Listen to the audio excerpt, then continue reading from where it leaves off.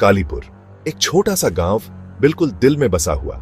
यहाँ की हर गली, हर मोड़ पर एक कहानी छुपी हुई है, जहां समय मानो रुक सा गया हो। यहाँ की हवाओं में एक अजीब सी खामोशी है जो दिल को बेचैन कर देती है। लेकिन कालीपुर में एक चीज समय से भी तेज चलती थी, डर। यह डर हर किसी के चेहरे पर साफ झलकता था, खासकर शुक्रवार 13 तारीख को। इस दिन का नाम सुनते ही लोगों के दिलों की धड़कनें तेज हो जाती थी। गांव वाले एक श्राप के बारे में फुसफुसाते थे। यह श्राप पीढ़ियों से चला आ रहा था और हर कोई इससे वाकिफ था। परछाइयों की बात करते थे। ये परछाइयां रात के अंधेरे में और भी डरावनी हो जाती थी। रात में आने वाली अजीब सी आवाजों की, ये आवाजें जैसे किसी अनजानी दुनिया से आ रही हों, और उस पुराने कुएं की जिसका मुंह सदियों पुराने पत्थरों से बंद था, एक खौफनाक इतिहास का खामोश गवाह। इस कुएं के पास जाने की हिम्मत कोई नहीं करता था। बूढ़े लोग कहानियां सुनाते थे। ये कहानियां सुनकर रोंगटे खड़े हो जाते थे। पीढ़ी दर पीढ़ी चली आ रही कहानियां।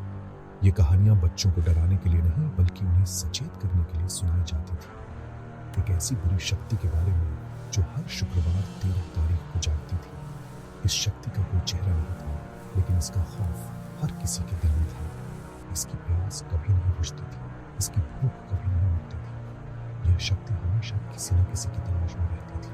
वे कहते थे कि यह उनके बीच घूमती है, बिना भूखे, बिना सोए, जब तक कि यह अपना शिकार नहीं चुन लेती। और जब यह शिकार चुन लेती तो उसकी चीखें पूरे गांव में गूंजती थी। अंजलि, एक जवान लड़की जिसकी आंखों में शहर के सपने थे, ऐसी कहानियों पे हंसती थी। एक सिटी गर्ल, वो लॉजिक और रीजन में यकीन रखती थी। अंधविश्वास उसकी दुनिया में कोई जगह नहीं रखते थे। वो कालीपुर अपने रिसर्च के लिए आई थी, रूरल फोल्कलोर पे एक प्रोजेक्ट के लिए। शुक्रवार 13 तारीख उसे अपनी स्टडी शुरू करने के लिए एक अच्छा दिन लगा। बेचारी को क्या पता था वो खुद फोल्कलोर का हिस्सा बनने वाली है। अंजलि अपने नोटपैड और पेन के साथ गांव वालों के बेतुके बिलीफ्स को डॉक्यूमेंट करने के लिए तैयार थी। उसे पूरा यकीन था कि वो उनके डर का कोई लॉजिकल एक्सप्लेनेशन ढूंढ लेगी। आखिर एक डेट से क्या नुकसान हो सकता है?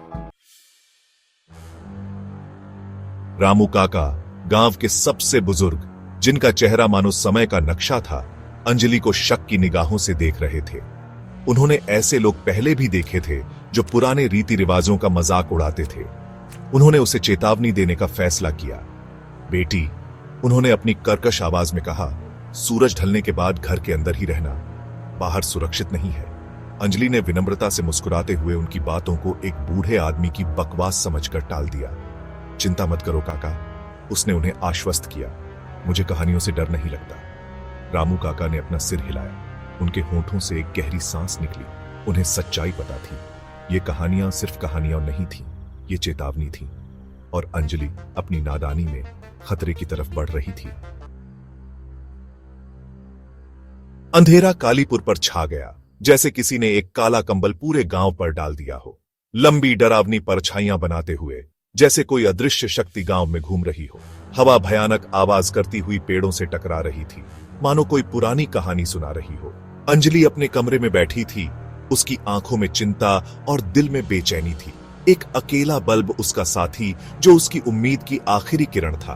अचानक बल्ब टिमटिमाकर बुझ गया, जैसे किसी ने उसकी उम्मीद छीन ली हो। उसे अंधेरे में डुबो दिया और वह खुद को बिल्कुल अकेला महसूस करने लगी। उसकी रीढ़ में एक ठंडक दौड़ गई, जैसे किसी ने बर्फ का टुकड़ा उसकी पीठ पर रख दिया हो। सन्नाटा बहरा कर देने वाला था, जैसे समय ने अपनी चाल रोक दी हो। सिर्फ उसकी धड़कती हुई दिल की आवाज सुनाई दे रही थी, जो उसकी बेचैनी को और बढ़ा रही थी।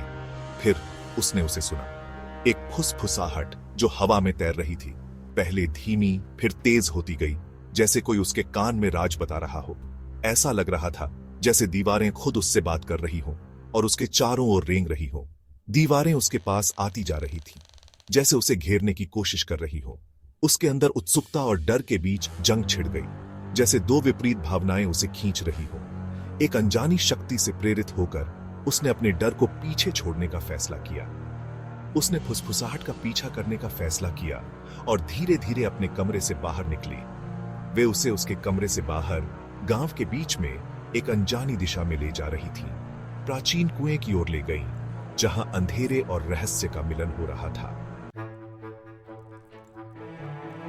कुआं उसके सामने था, तारों से रहित आकाश के सामने एक काला सा छेद। फुसफुसाहट यहां सबसे तेज थी, उसके चारों ओर एक भंवर की तरह घूम रही थी। जैसे ही वो कुएं के पास पहुंची, अंधेरे से एक आकृति उभरी, लंबी और कंकाल जैसी, ये मानो परछाइयों से ही बनी हो। इसकी आंखें, दो जलते हुए अंगारे उसे घूर रहे थे, उसकी रीढ़ में कंपकंपी भेज रहे थे। अंजलि लड़खड़ाकर पीछे हट गई, उसकी सांस अटक गई। डर, ठंडा और लकवा मार देने वाला उसे जकड़ लिया। वो चीखना चाहती थी, भागना चाहती थी, लेकिन उसके पैर मानो शीशे के हो गए थे। आकृति उसकी ओर सरकती रही। इसकी खामोशी किसी भी दहाड़ से ज्यादा भयानक थी। अंजलि को आखिरकार अपनी आवाज मिल गई। तुम कौन हो? उसने हकलाते हुए कहा। उसकी आवाज मुश्किल से एक फुसफुसाहट थी। आकृति रुक गई। उसकी जलती हुई आंखें उसके चेहरे से हटी नहीं। इसने अपना मुंह खोला और एक आवाज ठंडी और खोखली रात में गूंज उठी। तुम्हें यहां नहीं आना चाहिए था, इसने फुफकारा। अंजलि भागने के लिए मुड़ी। उसका दिमाग उसे भागने के लिए चिल्ला रहा था, लेकिन आकृति तेज थी। ये आगे बढ़ी।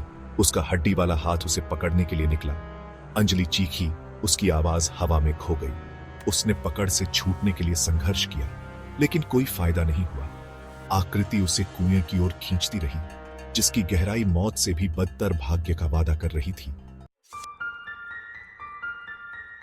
जैसे ही उसे किनारे के करीब खींचा गया, उसकी आंखों में डर साफ झलक रहा था। अंजलि ने गांव की एक झलक देखी। यह वही गांव था जिसके बारे में उसने कहानियां सुनी थी, या यूं कहें, जो कुछ बचा था।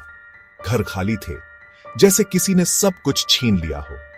उनके दरवाजे कंकाल के जबड़ों की तरह खुले हुए थे।